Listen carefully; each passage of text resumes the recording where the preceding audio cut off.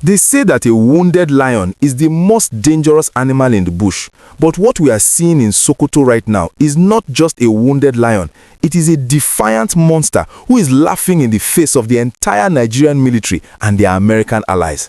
You saw the headline and it is a hard pill to swallow. Just days after we celebrated the massive US airstrikes that were supposed to cripple these bandits, Bello Turji's loyalists have come out from their hiding hold, not to surrender, but to strike again. We are waking up to heartbreaking news from Sabon Birni this morning.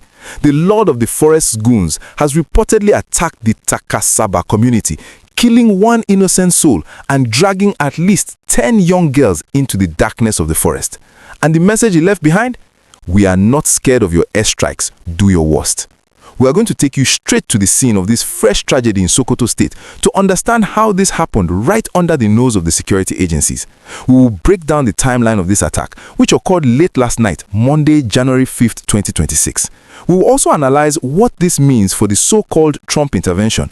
Is Turji Bello trying to bait the US military into a ground war, or is this a desperate attempt to use human shields, specifically young girls, to stop the Tomahawk missiles from raining down on his camp?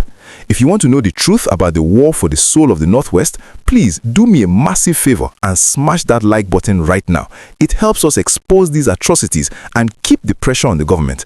And if you are not yet a subscriber, click that button and turn on the notification bell. You need to be here as we track every move in this deadly game of cat and mouse.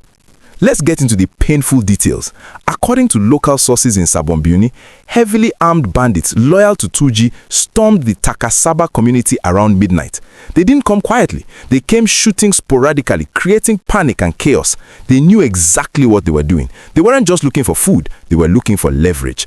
By the time the dust settled, one villager lay dead in the dust, and 10 young girls, our daughters, our sisters, were gone.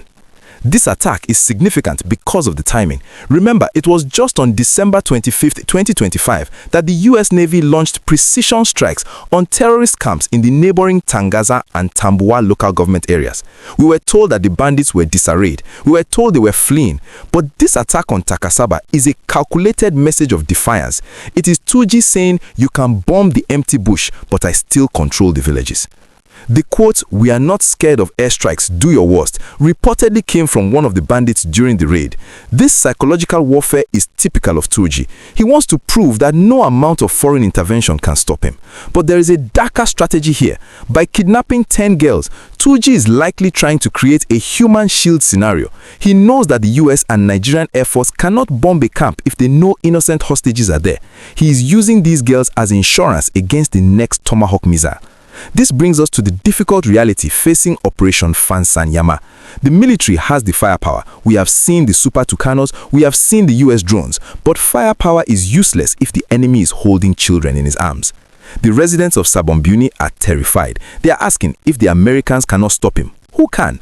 The optimism we felt last week is turning into cold fear. We also have to talk about the local vigilantes. In many of these communities, the Yansakai are the only line of defense, but they are outgunned. The bandits who attacked Taka-Tsaba came with heavy machine guns, likely mounted on motorcycles. It was a massacre waiting to happen. I want to ask you, the viewer, a very tough question.